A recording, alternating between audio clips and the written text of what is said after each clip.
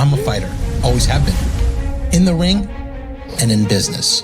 30 years of battles, rising, falling, rebuilding. I've made money, I've lost money, but it wasn't until I created Zapata Systems was I able to really climb my way out. But the toughest fight, it wasn't physical. It was watching money walk out the door week after week, whether to vendors charging too much or labor not justifying the revenue.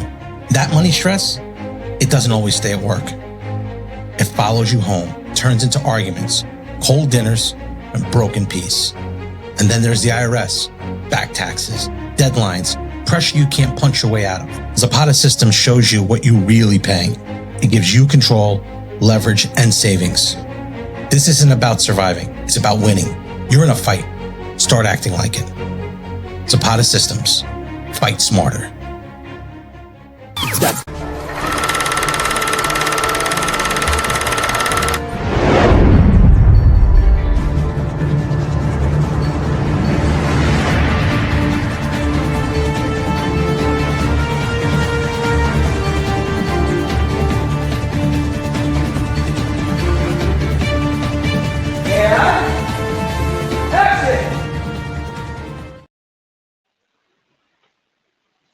All right, guys, welcome to Movie Talk. I am Joe Zapata.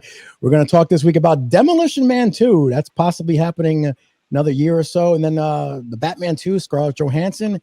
And what is going on with Netflix and WB? There's a lot of stuff going on there to unravel. So first, let's talk to Dave Clary from DC Unbox. What's up, Dave? Be well, gentlemen. And from the writer's room. 3 seashells. 100%. The 3 seashells, that's right. And from the writer's room, Rob Alvarenga. What's up, Rob? What's going on? By the way, hey, Paramount, listen, if you want to take us over, pay us, whatever per share, we're open for business. Let's go. That's right. I threw in my 2 cents. I tried to buy WB. I threw them an offer, but they did not accept it. They laughed all the way to the bank with that. I think they want more than 10 boxes of Acme TNT. Yeah, they wanted a little bit more than I could afford, but so we're gonna hit that soon. But first, there was a movie in 1993, Don Spartan and Simon Phoenix. Remember those names? Well, now it looks like Sylvester Stallone is in the works right now to talk about the Demolition Man 2, and I've been waiting a long time for that. I thought they were doing that much sooner, but it looks like they're gonna do that. Demolition Man 2. I did hear that maybe Sandra Bullock might be returning recently. I don't know if that's going to happen or not, but we'll see. So I'm going to start off with you, Dave. Did you like the first Demolition Man? What do you think about Demolition Man 2? All right, so I did like the first Demolition Man, and very randomly we decided to watch it last weekend. I forget. I think it popped up on the like the homepage, and I was like, "Oh, let's watch this. This was pretty good." Okay. It doesn't hold up as well as I wanted it to. It's not bad. It's just there's something there that I just wish I felt like it didn't hit as hard as it used to. But we've talked about this before. I mean, there's a lot of movies that have taken place in the future that I'm like, this is just a retread of Demolition Man, and Demolition Man did it better. So I'd be excited for. I don't know how they're gonna. I don't know what makes it interesting though, because the Wesley Snipes character is gone. So I don't know what it's gonna be. I was thinking, I'm like, oh, if we get a Demolition Man sequel before we get a Blade movie from Marvel, I'll be upset. But Wesley won't be there, so I guess it's fine. Yeah, I think it's it's been since 1993 was when it came out, so it's been a while since it came out, a couple of years. Rob, what do you think about Demolition Man 2? I want to be excited. I really do, because Demolition Man is one of those guilty pleasure movies for me. No, it does not hold up well. But some of these lines from that movie and some of those moments that is just pure, for me, it was just comedy gold, pure just 90s cheese action flick. And I really love that movie. So it's one of those movies I could just pop on anytime and watch it anytime. Today's point, what are we doing? I was trying to see about any details, any hints about what the story might be. All I'm getting is like rumors that they're going to delve even more deeper into the future world of the Demolition Man. But I mean, first of all, duh. I mean, because you talk about a 70-year-old, Sly Stallone, and Wesley Snipes, for how old he's going to be, and his character died. So what are we doing? Are we going to make Simon Phoenix a cyborg? I mean, Yeah. what are we doing on this? So it's just like it's. I don't know if they could capture what made the first one for me enjoyable, which was just the slapstick, just like the banter. Again, some of those lines you watch that movie again, and it blows your mind. Like, who came up with this writing? Because it's corny, it's cheesy, but it's so much fun. I don't know if they could do that and capture that same magic for the sequel. So I don't know. I'm kind of like, it's not Mhm. needed, but we'll see. Maybe they could surprise me here. I don't know if you saw recently, Sly Stallone was walking. He got an award recently, and he was walking with a cane. He said he had a couple back surgeries, so he didn't look great, and that's unusual for Sly. So I don't know, if they're gonna be able to do this. He's been getting older. He's up there in age. So And we're we'll a see. year away, maybe 2 years away from putting this thing together. Come Yeah, on. yeah, exactly. Because I did hear he wanted to do another cliffhanger too, another cliffhanger, one of those. But I was like, I yeah, mean, you have a bad back, and that's gonna limit you with yeah, Demolition Man 2 cliffhanger. Really, you're gonna hang from mountains on a bad back? I mean, That yeah, is the cliffhanger. Is he going to be yeah, able to do any of these things? exactly. Yeah, I don't know, but we'll see. Demolition Man, if it happens, we'll see. I don't know. We're looking forward to it. The next big news actually was the Batman 2. And now looks like Scarlett Johansson has been added as a villain. Now it doesn't know who it is or what villain. People are saying Poison Ivy, but I saw this artwork that people were saying that right here, the Phantasm. Did you guys know the Phantasm? This one? oh yeah. That looks pretty cool. So that's a possibility that they might do that. I don't know what's going on with it right now, but Rob, what did you think? Did you hear any news about this? Scarlett Johansson being in the Batman too? Outside of what you just said, that's pretty much all we got. So at this point, it's all rumors and what conjecture about what role she's playing. I will say this much: when I did read that that it might be the Phantasm that she's Okay. playing, it makes a lot of sense for this Batman universe. With Patterson, it's just it makes we talked about like how the villains could be like the Court of Owls, where it's made up of the Gotham elite being the real villains, trying to keeping Gotham City the way it is for their own profits and their own power grab. um Andrea Beaumont, who is the character's name for the Phantasm, she's from that ilk. She's actually very similar to what Bruce Wayne is. She comes from a rich family. She lost her father to a crime deal gone wrong, and she chose the life of vengeance, of vigilante, and that's the Phantasm there. But she goes above and beyond what Batman's willing to do, and that's really where the contrast ends and Mhm. the similarities ends, and then that's where you see like somebody that's like that Bruce Wayne at one point, and again in the story, he was gonna marry her, and now she becomes this super ultra vigilante, where it's just like she's a female Punisher basically. Wow. It makes sense because Scarlett Johansson with Black Widow, Hmm. her work there, it would be a role that fits her perfectly. She could pull off that kind of like anti-hero type of a character that the Phantasm would need to be, and it'd be a great opposite for Robert Patterson's Batman. And in that universe, the way it's created, that grittiness, that Hmm. rawness, it for me is a perfect fit. I hope that is the case, that this is true, because if it is, I mean, I'm already excited for the sequel. This would actually kick it to this level, a live action Phantasm character. Hmm. Yeah, sign me up for that. Dave, what did you think about hearing this news? If Well, it's for some true. people, Mask of the Phantasm is the best Batman movie we've gotten. So Mm. it'd be a nice addition to see a character like this. I think people thought Poison Ivy because she had red hair as Black Widow in Marvel. It's like come on guys, think a little bit harder. Hmm. And we've seen that character. Like, yes, it can be done better, but we've seen that character. Like, give us something different. And if they are really trying to do something like Court of Owls, this could be great. I'm fine. I'm surprised she would delve into another superhero franchise, but like, whatever. She's good. Mhm. I like her. I like. Yeah. I We'll like take her. that she's Yeah. done out in Marvel and outside of it. So Yeah, I think it would be a good fit too. I think it'd be perfect. Also, guys, I know that they're saying that the Supergirl trailer is supposed to be dropping, I think, tomorrow. And I think Avengers Doomsday also, that's going to be coming. They're saying next week or maybe tomorrow also. I don't know. But the Superman Man of Tomorrow, I also did hear some casting news for Brainiac. Mike, they were saying Sam Rockwell is actually in the running. I don't know if you guys heard that. To be Brainiac. So I don't know. Sam Rockwell, that's actually pretty interesting. You know, maybe we'll talk about that next week. that's a brilliant part from Batista.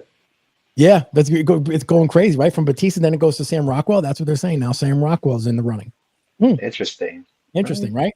And there was some other guy too they mentioned also that they were looking at. But I forget his name. It was me. All right, guys. Now we're going to go to the big news, and that is obviously Netflix buys Warner Brothers, and the deal is pretty much done. However, as crazy as everything is in this world, is that Paramount threw a hostile bid in this whole complex situation. And I don't know if you guys know what a hostile bid is. Apparently, it's they try to buy the shares of the shareholders. Mm-hmm. And then if you own like a 51%, then you can have the shareholders, since you're now part of them, make the decision to buy that. And also, it said Ellison apparently said that wasn't his last bid, and a lot of stuff's playing back and forth. This is a disaster right now. And I think he's just throwing up Hail Marys, trying to make things work. And at the end of the day, I don't think it's going to hold up in court. I think Netflix has it. Netflix, the three things we got to remember with Netflix is they said they're not changing upper management. Gunn and his team is going to remain. It's going to take another year before anything changes. And he says he wants to keep theaters in the movies. However, the length could be an issue. I don't know. Might be cut shorter to get on Netflix. I don't know. So, let's just kind of pick this apart. And Dave, let's start with you on this. I think Netflix has got this. It's done and wrapped up, but Paramount's still trying to bite their nails and get themselves in there. What do you think of the situation? It's weird. I like the move a little bit more because I said this to you. I feel like Netflix is just like smoke and mirrors, right? Like they've got a few outside of Stranger Things and a few TV shows that really aren't in the zeitgeist anymore, like Mindhunter and a bunch of other things that get canceled immediately. They don't have a really deep catalog and like a great track record of producing really excellent stuff. And their movies are few and far between of being really, really good. Mm-hmm. Extraction, I guess, was okay. Two-Straction was also okay. So I don't think they pose the least amount of threat to changing what Warner Brothers currently is and what they're trying to do. So like the whole DC James Gunn thing, we can kind of rest easy on that. I think it's fine. I really don't want to see like the industry has suffered so much from trying to come back from what COVID did, and we saw the aftermath of what HBO Max had with Warner Brothers, putting movies to streaming day of release, and some of the backlash that we've had about some releases since then. So I don't think pushing things out of the theater faster and foregoing a good theater experience is for the industry as a whole. But I mean, I don't know. I like this more. Again, I like this more than the Paramount just because it just keeps more. It just keeps more of what Warner Brothers is trying to do in line with what they've been doing. Yeah.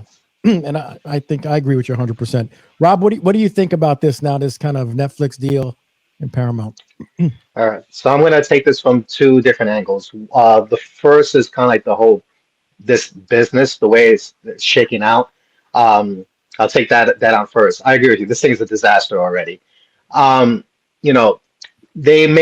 Brothers made a conscious decision to do business with Netflix. And I think a lot of it was to preserve a lot of what it is, what it means, as far as like what they built, as far as that company goes. And I think Netflix for, the way they do this is, it's like they basically just throw tons of stuff against the wall and see what sticks.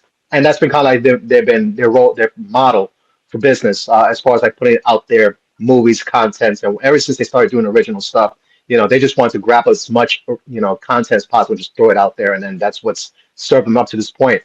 Them approaching Warner Brothers tells me that, today's point, they want to move over to like a legitimate type of like content providing, or I guess movie making. You know, Mhm. Warner Brothers is one of those like core companies that have put together like blockbuster movies, or movies that just resonate, and those kind of creative minds and executives, adding that to the Netflix catalog, that now Netflix is really taking up to the next level. I mean, not to say Netflix is not at a certain level. They've had movies that they've made that have actually won Oscars, so they have some kind, some a reputation for being a serious company. But I think this is just like the consistency, having that brand name under their name. It's a big deal.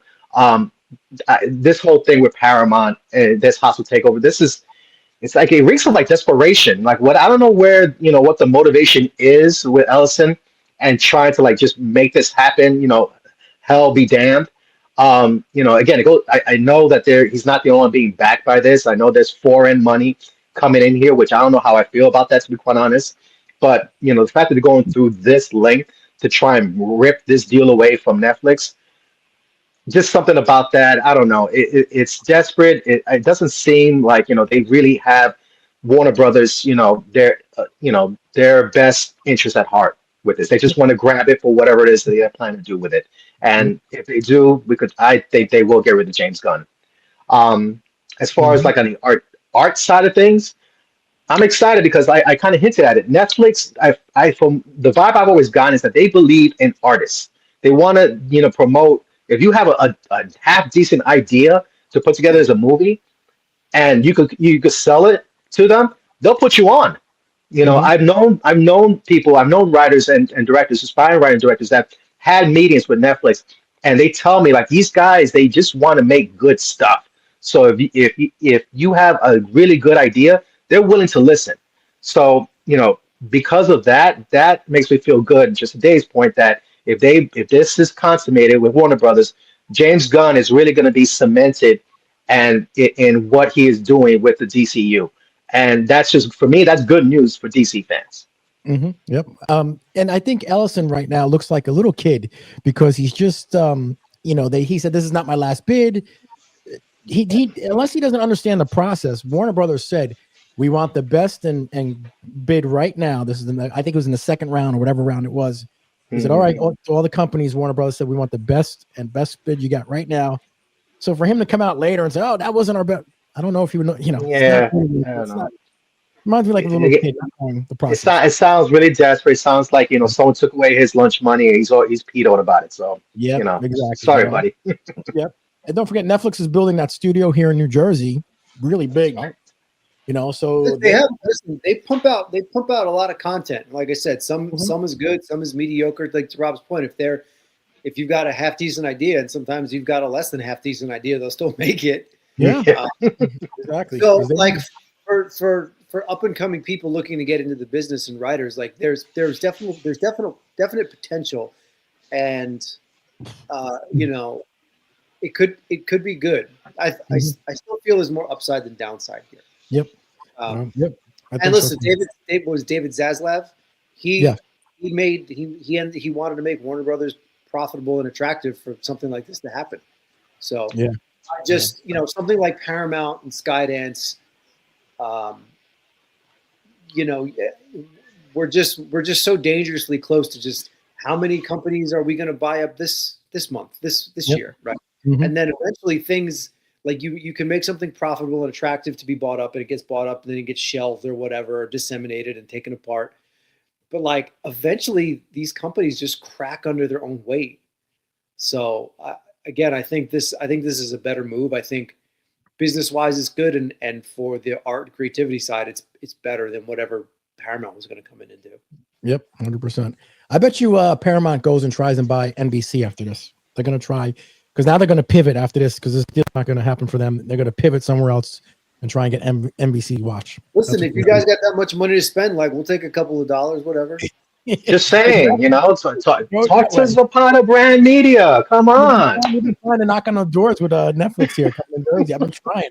We've been trying to get some stuff going over there, but nothing yet. So we'll see. A lot of things happen and everything.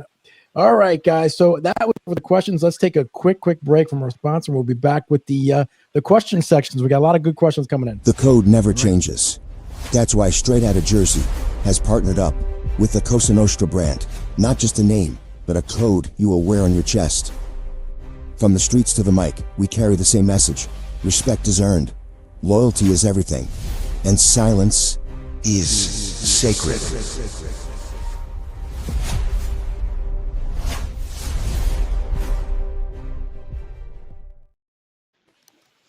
All right, Dave, I hope you're ready to answer some Ghostbuster questions because there are some here again.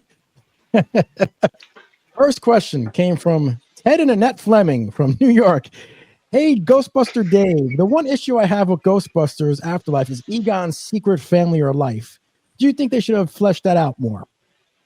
Yeah, there's a really great podcast called The Interdimensional Crossrip with two well-known guys. And they talked about this when Afterlife came out. And if you just do the ages of what Callie's supposed to be, like she's around our age, like between 44 and like 48. So, if the timeline is consistent, like he would have had a daughter before he was even a Ghostbuster in the first movie. So you can really break your brain if you try to think about it too much, and I don't think you're really supposed to. I don't know if it's an interesting spot to be in, because we see the rift between Egon and Ray. Like I remember being in the theater and Phoebe's on the phone with Ray, and she said something about Egon. He's like, Egon Spengler can rot in hell, and I literally my heart broke. I was like, what? I'm like, what happened to these guys that he doesn't like him anymore? Like that was enough. That was enough. I would rather see how these guys went on after Ghostbusters 2 to get it to the point that Afterlife ended up being. Like, I'm fine with a little hand waving away of whatever the family was, because they don't. She never mentions. Callie never mentions anything about her mother or anything else. She just says that she felt that her father didn't care about her at all, and we're just go with that. And I think that's fine, because we're still seeing the family take the torch and go forward with it. I don't necessarily care that much to go backwards, and I know it's a gaping plot hole, but I also don't care. Okay. All right. Chris B from West Philadelphia said, writer Rob, when you are writing a story, do you picture a specific actor in the role in mind, or do you have characters that anyone can play? I don't write for actors. Let's take that back. Early in my career, I never really had that idea of writing somebody, with an actor in mind. I've had to kind of change gears a little bit, because that's one thing that writers, once they get to a certain point where now you're trying to get your stuff sold, you need to have some kind of package with an actor in mind, because that's going to be one of the questions they're going to ask you, who do you picture playing your character?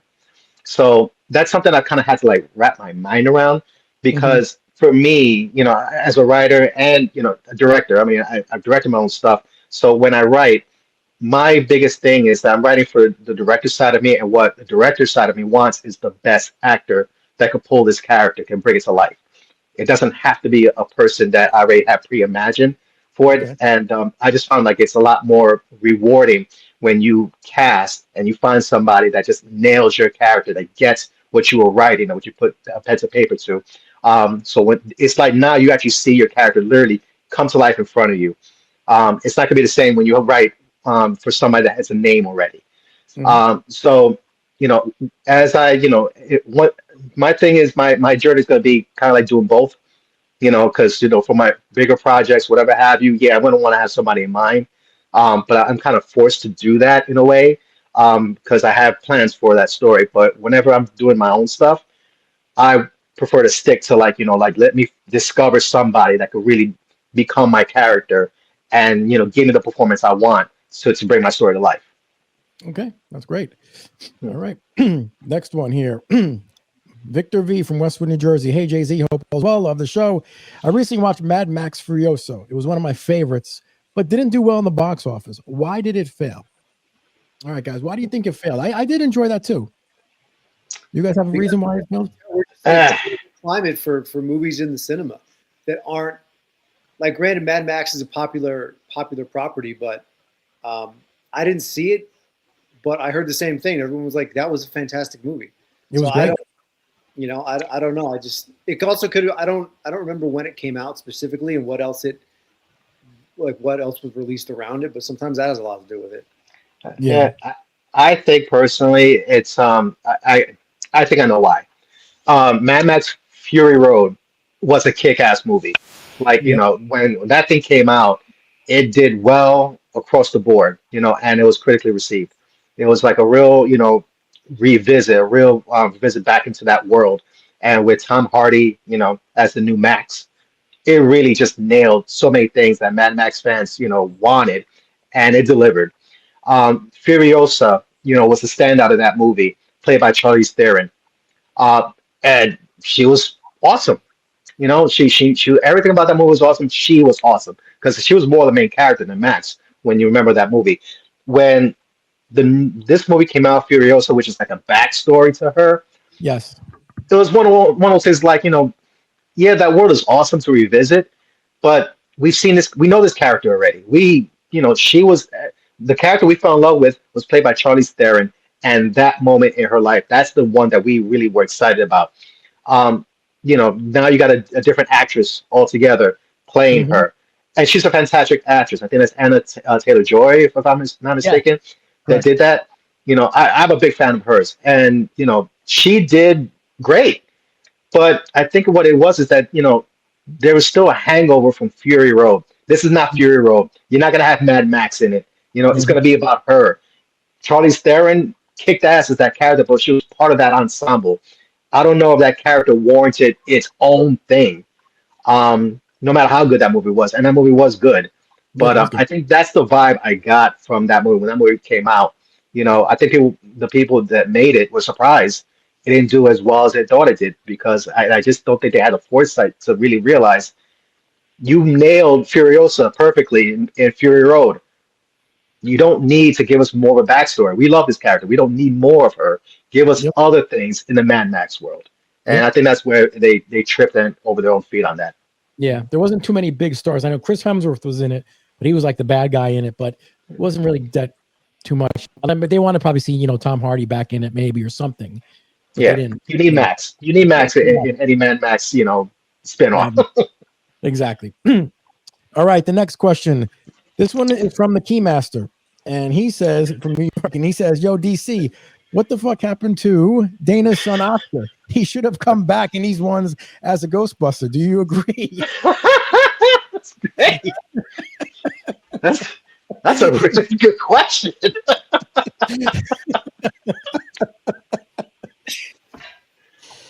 What happened to Oscar, Dave? Nobody knows. I remember when the promotional posters for Afterlife dropped, and the James Acaster, the actor who played Pinfield, one of Winston's engineers, everyone was like, "Oh, is this going to be Oscar?" So at this point now, he'd be like 35. 35? Yeah. So I don't know. I don't know why they don't really mention it. Is it worth exploring? Maybe. I mean, I don't know if they've done it in the comic books. They might have, because in the comic books they've crossed over the original guys, the 2016 girls, the real Ghostbusters, the extreme. They've crossed everybody over. So Oscar might have had some kind of story in the comic books, but I'm not sure. Is he interesting enough to have a story now? I don't know. Obviously, he was a huge part of the second movie, but again, if you're not going to explore the Sigourney Weaver Bill Murray relationship, do we want to explore Oscar? I don't know. He wasn't Bill Murray's child in that movie. It was Dana's child, right? No, Right. yeah. Dana shot. And then Bill Murray kind of. I forget where I heard it, but I think it's intended to be believed that she ended up marrying the stiff from the first movie. Yeah. Okay. Stop. Yeah. Wow. All right. That was pretty good. All right. So let's see. Now, next thing we're going to do is some famous movie quotes. We'll do that first before we hit the movie posters. All right. So we're going to do the famous movie quotes first. All right. So let me just get this set up here. All right. Let's see what we got here. So I'll start off here with Dave. And I think they're pretty simple, these ones. Okay. So Dave, here's the first quote. Dead or alive, you're coming with me. RoboCop. Very good. All right, Rob. Snakes. Why did it have to be snakes? Oh, that's Raiders of the Lost Ark. Very good. All right, Dave. If he dies, he dies. Rocky IV. Rob, I ain't got time to bleed. Oh man, Jesse Ventura and Predator. Yes. All right. What about this one? I am serious, and don't call me Shirley. Airplane.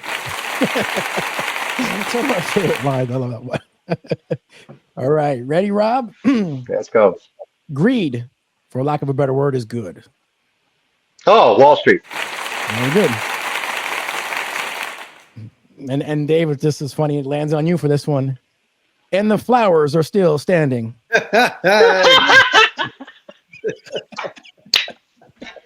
I love it. Bill Murray and Ghostbusters. That's right. Okay. All right. Let's see. Next one.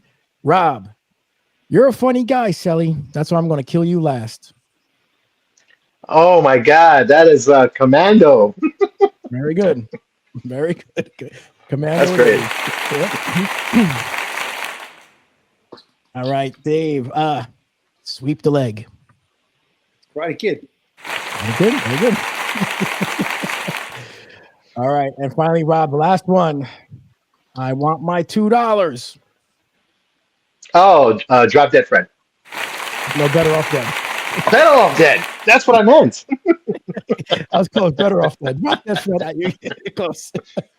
All right, that's pretty good. Yo. Pretty good round. Very good. All right. Next one, we're going to do the movie posters here. All right, we're going to go back to 4. Now, we're going to do this all on Robert Downey Jr. So we're going to go through the career of Robert Downey Jr., okay? So let's see. I'm going to start off here with you, Dave. Here's Robert Downey Jr.'s first. Let me just move the screen over here like this. Let me just add a little bit of here, make it a little bit easier. All right. Robert Downey Jr., this is his movie poster. Tell me the movie. Sherlock Holmes. Oh, wow. Very good. Impressive.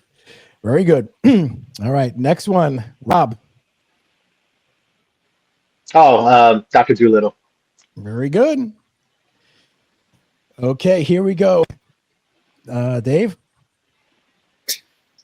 Iron Man. Good guess. Good guess. All right. Rob. Chopping Thunder. Very good. Great. I love that. Lincoln Osiris, right? Lincoln Cyrus, I think his name was. Lincoln Osiris, yeah. Lincoln Osiris, yeah. Very good. You ever see the like the little like a little promo one he did? Like something he did like a small little film about it. It was pretty good. No, but if you watch that movie with the commentary, it's one of the funniest things you'll ever see. Yeah. Really? Oh. He does the whole thing in character with Ben Stiller and Jack Black. Stop it. I'm gonna do that. I'm watching that this weekend. He is. It's great. All right. So I did that one for Rob. Now this one is Dave. This was actually one of my favorite movies he did. The Judge. Very good. I thought this was a very good movie. I love that movie. I thought it was really good. All right, Rob. Next one is you. Ready? Here you go. Oh crap. And I know this movie. I saw it. It wasn't a great movie. No, it wasn't. Oh my God. What is this? The Dave, you know it? Yeah, Due Date. Yeah, very good. Ah, Due date. there you go. Due date. All right. All right, Rob, I'll give you another one since you missed that one. How about this one? This is an older one. Oh, is that oh my God, what the hell? Is this like Operation Elephant Drop or something like that? No, nope. What the hell? Dave, you coming for the steal? Air America. Air America, yes. Air America. Air America. Nice. All right, we have a couple more here. All right, Rob, how about this one? Is that Chaplin? Chaplin's correct. Dave, what about this one? Oh, the violinist, or is it it's either the violinist or the soloist? The soloist. Soloist, yeah. Soloist. All right, and Rob, your last one here. This one's an older one too. Here we go. Oh, the pickup artist. Very good. The pickup. Oh, that's right, Darren. Oh, all right. Bring you guys back to the full screen normal. All right. All right, guys. Well, another great week. Hold on. Got you guys on there somehow. There. There you go. All right, guys. Well, another great week. Well, I guess I lost you again. Hold on. I will talk to you guys next week. Someone All right? changed the labels on your buttons. What? Someone? Yeah, they did. All my buttons all over the place. You know, StreamYard has an upgrade like every week, and it's every week you got to find new stuff. It's like every week they do new upgrades because my brother has like the platinum plan, and like they do all these things. They add this. I don't know if you ever messed with StreamYard. Once, yeah. It's all new now. It's crazy. All right, guys. Well, have a good week. We will talk to you next week. All right, guys. Yeah. Started from nothing. Jersey streets, we owned it. Jay-Z pumping iron. Body builder coding. Beans on the course.